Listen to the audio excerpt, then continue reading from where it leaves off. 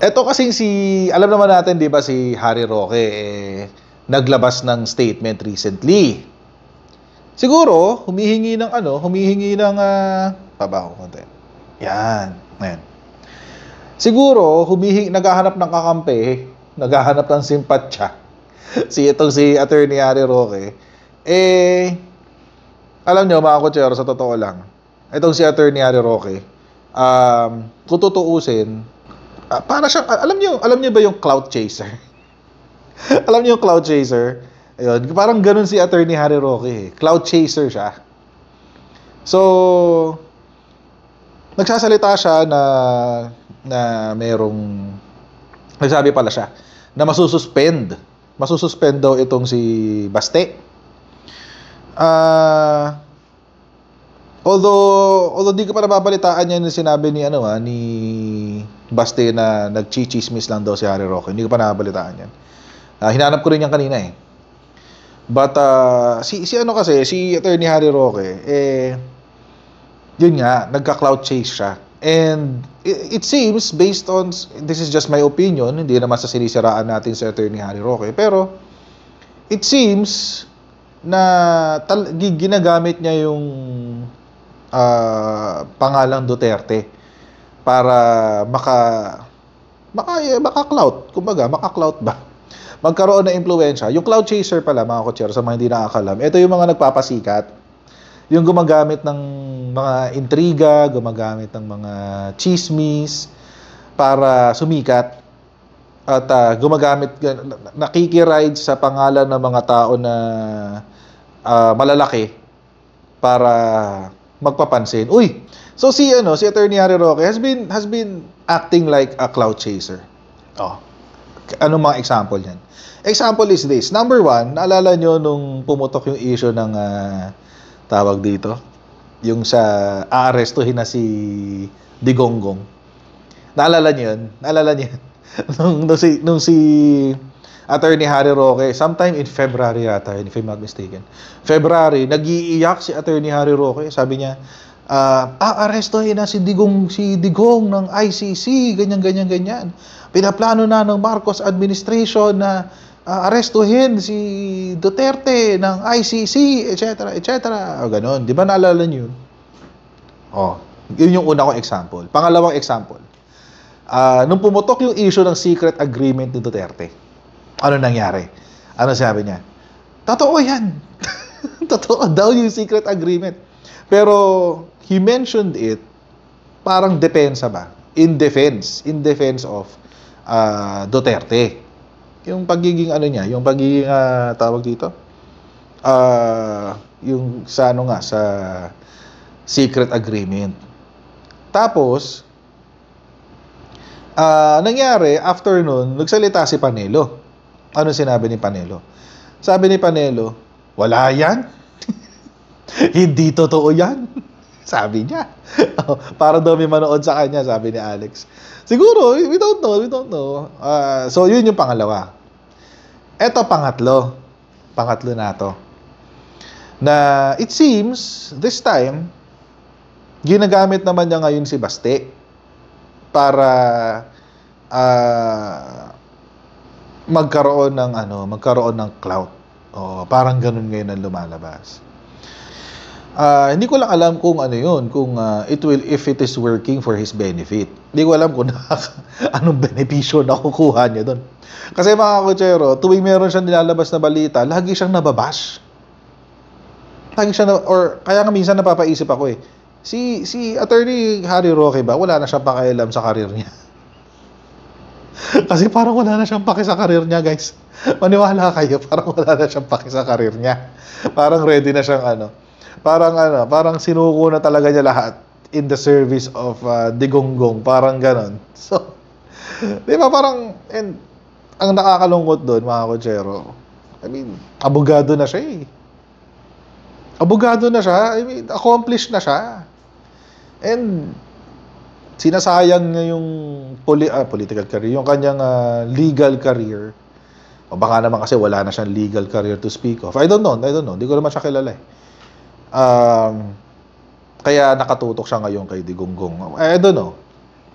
We don't know. Pero ito nga, Di ba recently nga, nagpalabas siya ng chismis. Ang sabi, masususpend na raw si Duterte, si Baste. Ang nakakatawa doon, mga kotsero, the following day, hindi ko na lang papakita, pero the following day, bigla niyang binawi. Bigla niyang binawi. Tapos, ang pagbawi niya, pinapalabas niya na dahil daw na-expose, parang ang dating is dahil na-expose na niya, nagdalawang isip ngayon daw yung mga magsususpend kay Baste. Parang ganun. Chismis o naudlot, sabi niya. Chismis o naudlot, too early to tell, sabi niya. Yun yung drama. Alam nyo, hindi ko alam what transpired after nung kanyang announcement.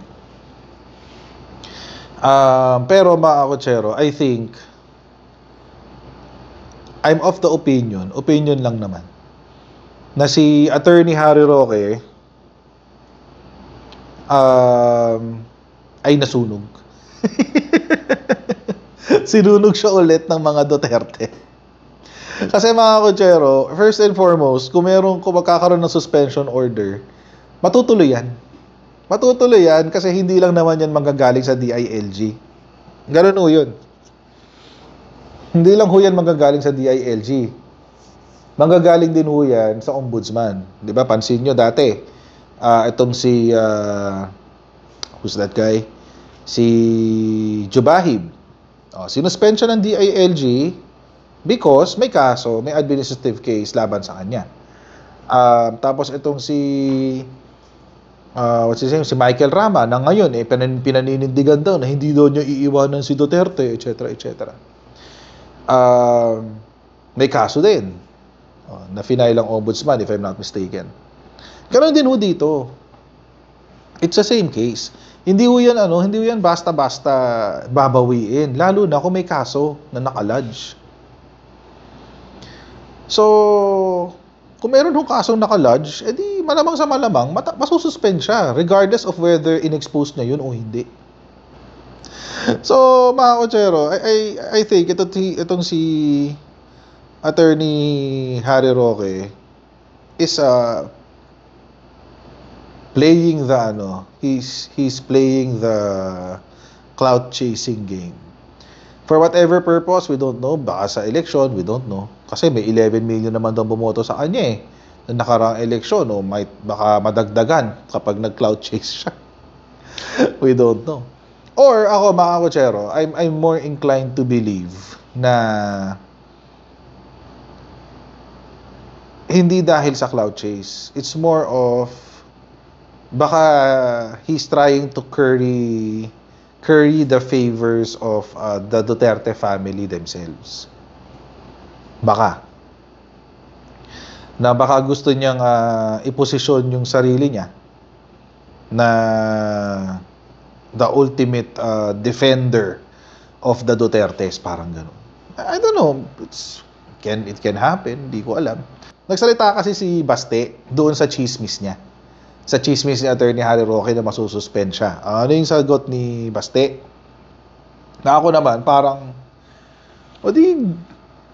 magpaka-suspend ka na lang. Diba? Ito kasi sinabi niya. Yan sabi niya. Si Baste ang nagsabi, meron chismis na tatanggalin daw ako. Isuspend ako. Kung mawala ako, di mawala ako, okay lang yan. Makakabakasyon ako. Yan sabi niya. So baka dito nakuha yung ideya na chismis lang yung suspension. Baka. Para sa akin, mga kotsero, kung ganyan at ganyan din lang naman, di paka-suspend ka na lang, bumaba ka na lang sa pwesto. Total naman, there's only a few months left. Less than a year left bago mag-election ulit, di ba? So this goes to show, mga kotsero, na itong si Baste really does not have the interest of Davao City at heart. Yung interest ni Baste Duterte wala sa Davao City. Angas dinadaan sa angas lahat ng bagay. Hindi naman lahat ng bagay madadaan sa angas. Di ba? Sino ba nagmamakaawa ngayon buhayin uli ang unit team? Di ba sila? Dapat doon tanggal angas. Pero dito sa sa drug war, masyadong maangas. Kung masuspend, alam nyo mga kotsero sa akin, kung masuspend siya, o di maganda. Maganda. Kaso ang problema yata, hindi lang si Mayor Baste ang masususpend. Pati yata yung Vice Mayor niya, tanggal. Dalawa silang masususpend. So, good luck. Kung sino magiging caretaker ng Davao City. Good luck. Baka si Governor magiging caretaker ng Davao City. Kung merong Governor ng Davao Region. Or si Congressman ng Davao City. Kasi si Pulong, malamang si Pulong. So mga kotsero, nakitaan kasi siya na nagda-drug sa video. Yung luma yun luma. So mga kotsero, kung ganito lang yung pananaw ni Baste sa governance, na pag kinasuhan ka, suspend ka, o di maganda, bakasyon, di ba? Parang it doesn't show na na he is someone that Davao should vote again for another term. Ito yung mga punto kung kailan masasabi mo na Davao should vote better. This 2025.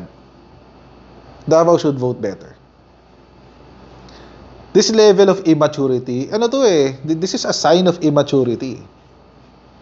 This is a sign of immaturity. Instead na sabihin sa kanya, sususpend nyo ako, okay, edi, suspend nyo ako, imbestigahan nyo ako. Magko-cooperate ako. Wala naman ako tatago Ko-cooperate ako. Yun yung sign of maturity. Doon mo masasabi na, okay, sige, tingnan natin kung talagang mahusay. Kaso hindi Anong ginawa niya? Sige, kung sususpend nyo ako, di maganda, magbabakasyon ako. See the level of immaturity this person has. At parang na-mention kanina ni Rene Watanijot. Sabi niya, yan daw ang problema sa mga nipo babies. Nipo. Mga minana lang yung posisyon. Or minana lang yung impluwensya. Ganun. Yan ang problema sa kanila Minana lang kasi nila yan Nakita nila, yung tatay nila, mayor, matagal na mayor, ilang years? 20 plus years na mayor ng Davao City.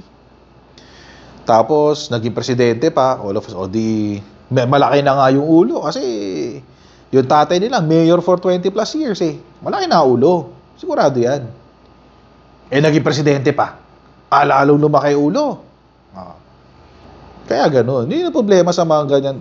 Tingnan nyo. So, tingnan nyo ngayon yung resulta ng governance nila. Palyado. I haven't done the research, admittedly. So, kung meron man makakapag-correct sa akin, well and good. Pero, for the past 2.5 years na nakaupo si Baste, what has he done for Davao City? Kung wala siyang nagawa pa na, substantial sa Davao City, edi might as well. Layas ka na dyan. Wag ka na. Doon na sa mas may pagmamahal sa public service. Di ba? Bring your nipo baby attitude somewhere else. They don't deserve the position. Wala Nipo baby nga, nipo baby. Produkto ng nepotism. Ito pang isa. Nag-iiyakan din ng mga Duterte Balahura supporters yesterday. Kasi, 2 days ago, tinanggal ni Facebook yung gikan sa masa para sa masa. Tama, gikan sa masa para sa masa. I'm sure nabalitaan nyo na to. I'm sure nabalitaan nyo na to. Ito. In-announce ni SMNI. Yan.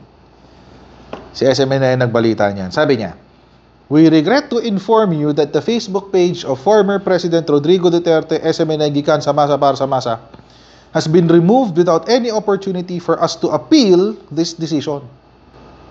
Si Facebook, tinatanggal niya talaga yung mga channels ni Kibuloy for the past. Naglilinis siya sa Facebook. Lahat ng basta pag may nag-report, alam nyo kasi ngayon, ang strategy ngayon ni Kibuloy. Yung mga, eto, kwento lang naman sa akin. Kwento lang sa akin. Yung mga empleyado niya, pagagawin niya ng accounts sa Facebook. Facebook accounts, Facebook pages, Facebook accounts, etc., etc.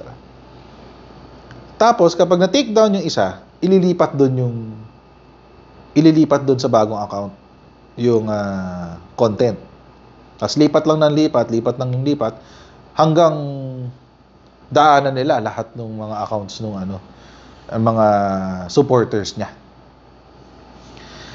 If that's the case, mga kakutsero, o di tumatakbo na lang pala si SMNI na parang isang higanting troll farm. Hindi na siya media outlet. Hindi na siya legitimate media outlet. Troll farm na lang siya. Tira, di ba recently, tinanggal din yung DZAR recently sa Facebook. Tsaka sa YouTube pala. Sa YouTube. Tapos, ngayon, ito yung bago, yung Gikan para sa Masa. Pero take note, na niya, yung nag-announce, Nightline News. Wala na yung pangalang SMNI. Di ba? Para hindi ma-flag kay Facebook na gumawa ng bagong page si SMNI. Imagine, from a news outlet to an internet outlet, ngayon bumaba na siya ng level to troll farm. Troll farm, mga kutsero. But anyway, ito nga sabi. Ito yung pinapalabas ni SMNI kung bakit doon natanggal yung Facebook page ni Duterte. Sabi niya, we understand that this removal is yet another effort to silence our commitment to delivering truthful news, but we won't be silenced. Our commitment to fight for press freedom and contribute to the growth of our nation remains unshakable. Yun. So pinapalabas nila na inaalipusta na naman sila ng Marcos government, ng Marcos administration. Drama na yan. Alam nyo, mga kutsero, kung totoong walang press freedom, edi dapat dati pa. Nung una pa lang kayo bumibira kay PBBM, dapat dun pa lang, napasara na kayo. Ba't pa patatagalin? Alam niyo, mga kutsero, kung sinong gumagawa ng ganyan? Alam niyo kung sino? Yung gumagawa ng ganyan, yung parang kapag merong bad press, pinapasara o pinapatanggal. Si Xi Jinping, ganun. Pag merong bad na press release sa kanya, tanggal. Minsan patay pa. Hindi lang tanggal, minsan patay pa. May pupuntang van sa bahay nun. Tapos, i-injection na ng kung ano-ano. So, wala na. Mawawala na lang kunyari. Pero totoo, pinatay na. Ito, recently, di ba, merong anniversary yung Tiananmen Massacre. Recently. May napanood ako sa YouTube. Banned kasi yun eh. Banned yun sa China. Banned yung celebration nun. Hindi mo pwedeng i-commemorate yun. Walang pwedeng makaalala nun. Kasi ang gusto nila, makalimutan yun sa kasaysayan. Yung Tiananmen Massacre. So, meron isang matanda nasa kalsada. Hindi naman siya nagpo-protesta. Pero may ginaganon siya. May dinodrawing siya sa hangin. Oo. Apparently, yung dinodrawing pala niya sa hangin, yung date ng Tiananmen Massacre. Yung ganun niya. Sinusulat niya sa hangin yung date ng Tiananmen Massacre. On that same day. Alam niyo anong ginawa? Ay, isang pulutong ng pulis lumapit sa kanya. Matanda na to, siguro mga 60, 70 years old. Ay, isang pulutong talaga. Siguro mga 10. 10 o 15 na pulis yun. Hila-hila siya. Yun ang censorship. Nangyari na ba yan sa mga tao ng SMNI? Hindi. Hindi. Nakakapag-pretend rallies nga sila dyan sa sa Dumaguete. Nakakapag-rally nga sila Nakakapagsalita sila na kung ano-anong libelous statements about the government. Pinapakialaman ba sila? Hindi. Hindi nga sila pinapansin Balikan natin si Baste. Itong si Baste, hindi ko alam kung ano ibig sabihin nito, pero nagpalit siya ng profile picture to this. Yan. Binalita din yan sa Global Daily Mirror.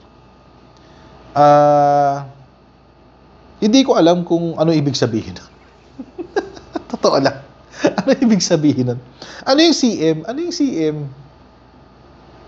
Ano yung CM? I stand with the CM Bastet. Ano yung CM? Hindi ko gets.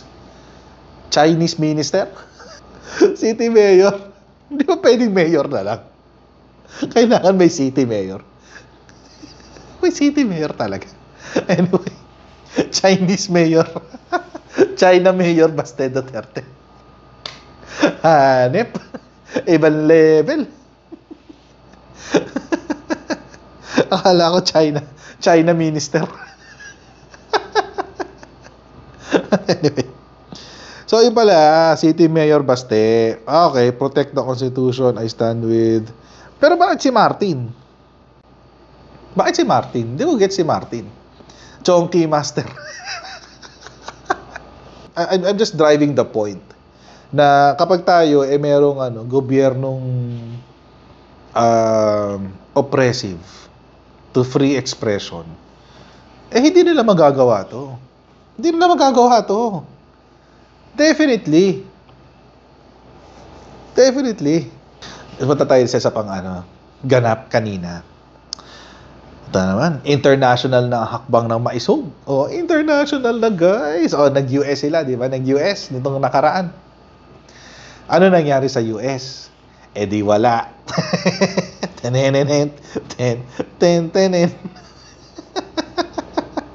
Wala akong soundboard na pinipindot ko ngayon.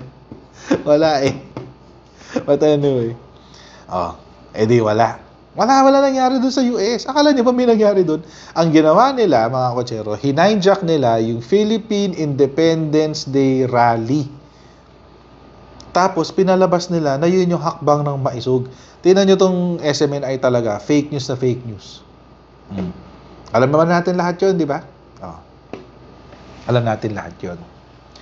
Ganon yung naganap doon.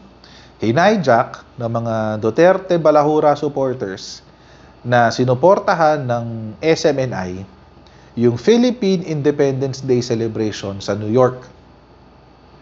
Titigas ng FESLAX, di ba? Ngayon, ito naman, may bago.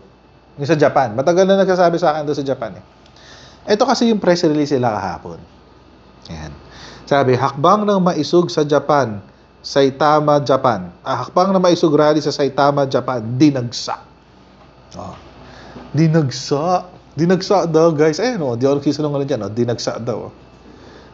Dinagsa daw, guys. Sabi ni SMNI, may pagdagsa daw.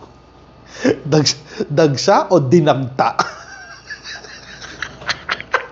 Hindi naman kayo dinagsa. Dinagta kayo. Partida sa SMNI News din yan. Ay, nawala. SMNI News din yan. Ayan. Dinaga. Akbang ng maisog sa Japan. Dinaanan. Partida, mga kakotsero. Ang nag-o-organize niyan, si Kibuloy. Yung grupo ni Kibuloy. Kaya nga tingnan nyo, lahat ng hakbang ng maisog, may coverage ng SMNI. Kasi sila ang nag-o-organize niyan. Hindi yan organic. Sila lang ang nag-o-organize yan.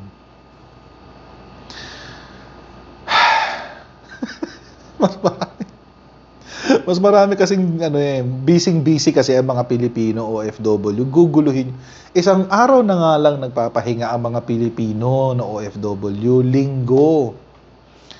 guguluhin nyo pa. Sasamahan nyo pa ng politika nyo. Ang titigas naman ng FESLAX nyo, SMNI. Dr. Abadoy, pak. Di ba? Papa, yan ba ang dinagsa? Sige nga. Dinagsa. Asan ang dagsa?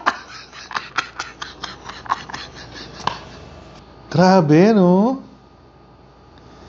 Tapos pinapalabas nila na sobrang dinagsa daw sila. Sobrang success daw. Grabe, no? Grabe. Piano ng ngipin. Parang piano ng ngipin. One seat apart. At one point, magdi-dissipate talaga ang itong drama ng maisog. Magdi-dissipate talaga yan. It is bound to happen. Law of conservation of energy kasi yan, guys. May halong physics kasi yan. Law of conservation of energy. Oo. Mahirap i-sustain yun eh. Mahirap i-sustain yun eh. Di ba? Mahirap i-sustain yan. Lalabanan kasi yan eh. Magkakaroon yan ng friction, magkakaroon ng... Mahirap i-sustain ng isang bagay na always at yung laging gumagalaw. Pero walang momentum. Walang momentum eh. May momentum ba sila? Entropy. May entropy. Maano yung momentum nila? Mahina kasi yung momentum nila. Dapat kasi, which I don't think it will happen din naman, no? Either way. Kahit sabihin ko to, I think it is safe. Kasi hindi rin naman mangyayari. Napakataas kasi ng support kay PBBM. Kahit sabihin na natin na sa surveys, mas mataas si Sara. Si PBBM, hindi rin mababa yung kanyang trust at saka approval rating. Hindi rin mababa. So, hindi siya, kaya walang momentum. Hindi sila makakuha ng momentum. Anong gagawin mo sa 65% na trust rating? It's still more than the majority. A majority is 51%. Anong gagawin mo sa 65% na trust rating, 64%? Sabihin na natin, mas mataas si Sara kasi mas mataas siya sa Mindanao. And that's about it. Yun lang ang nagpapataas sa kanya. Maniwala kahit sa hindi. Yung rating niya sa Mindanao. Kung wala yung sa Mindanao, olats. Which I think, mga kotsero, is going to happen soon. Feeling ko, lalakas si BBM sa Mindanao sa susunod na survey. Mahirap yung ginagawa nila ngayon na they're trying to build momentum. Para siyang, alam niyo mga nababalahaw, yung mga sasakay nababalahaw. Ganun ngayon yung movement ng mga Duterte at saka yung hakbang ng maisog. Para silang sasakyang nabalahaw. Ang dami nilang movement, ikot ng ikot yung gulong, pero wala silang pinupuntahan. Wala yung suporta ng Pilipino sa kanila. Masyadong malakas si PBBM ngayon sa majority, Luzon and Visayas. And even Mindanao, hindi naman mababa siya sa Mindanao, pero hindi siya zero. Kaya nga above 60+% pa rin siya sa surveys eh. Sa trust and approval rating niya, above 60% if I'm not mistaken. So, they really need, ito kailangan, itong Duterte camp, they're already in desperation mode. Desperado na sila, mga kotser. Desperado na sila. Lalong-lalo na magmi-midterm elections. Mga kotsero, narinig nyo ba si Ipe? Si Philip Salvador. Punta siya sa Malasakit, event ni Bongo. Which, alam nyo mga kotsero, alam nyo na recently ko lang hindi pala recent. Recently ko lang na-realize, although nabalitaan ko na siya before, pero recently ko lang na-realize na wala pa lang budget ang Malasakit Center. Oo, kasi may mga nakausap ako na tawag dito, tungkol dyan sa Malasakit Center. Wala pala siyang sariling budget, yung Malasakit. Alam niyo nangyayari dyan sa Malasakit na yan? Kumukuha pala siya sa budget ng ibang mga ahensya. Essentially, si Malasakit Center is worth nothing.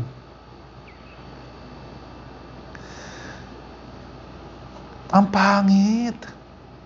Kumukuha lang pala siya ng budget kay DOH, kay PCSO, kanina pa, 3 ahensya yun eh. DSWD yata yung isa.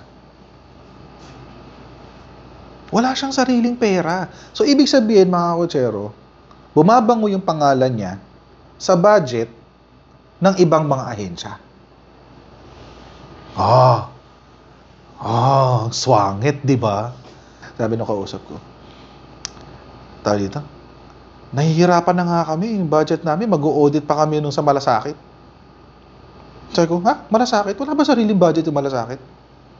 Kanya wala, kumukuha lang sa amin yun. Oh, ha? Bakit? Proyekto ni Bongo yan. Ba't walang provision dun sa sa batas? May provision yun dun ng budget, ha? Sabi niya, oo, meron kami. Sabi niya, tingnan mo. O, tinignan ko nga, ay, oo nga. Tingnan niyo yung Malasakit. Malasakit Act. Tingnan niyo. Basahin niyo kung saan kinukuha yung budget. Credit grabber lang pala siya. Higanting credit grabber lang siya. But anyway, I digress. Kasi itong si Malasakit, nagpa-event. Nakalimutan ko lang kung saan. Sabi ni Philip Salvador, nakikita ko ang pagmamahal nyo ay Bongo. Something to that effect. Mahal na mahal nyo si Senator Bongo. Ako, hindi nyo ba ako mamahalin? Ay, gumanon. Baka naman, parang gano'n, parang mahalin din naman daw siya sa eleksyon, ganyan. May ganon. May ganon. Sabi ko, Diyos ko, napaka-loser naman ito. Kung ganito yung magiging senador natin in the future, parang, pwedeng wag na lang. Pwedeng no. Ayan. Sa Bohol, sabi niya, mahal niyo si Senator Bongo, paano naman ako? Pahingi naman ng kaunting pagmamahal sa inyo dito sa Panglao. Pwede po ba yun?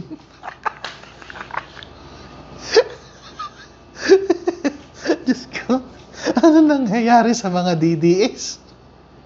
Nagmamakaawa sa pagmamahal. Yang sinabi ni Ipi na yan, encapsulates ang estado ng mga DDS ngayon. Nagmamakaawa ng pagmamahal ng taong bayan. Pero hindi binibigay ang pagmamahal na yun. Bakit? Mga kayo eh. Kung pwede lang magmura. Minura ko kayong lahat eh. Mga kasi kayong lahat. Kaya ayaw kayong mahalin. Kayo na lang. Fill in the blanks. Mga blank kayong lahat. Kaya ayaw kayong mahalin.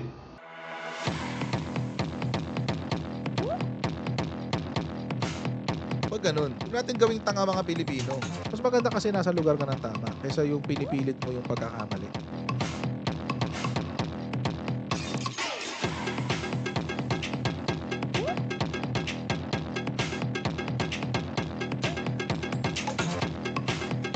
Are they willing to go that far? Hindi makakalimutan ng Pilipino yan hanggat di nasasagot niya. Sino ngayon nagsasabi ng totoo?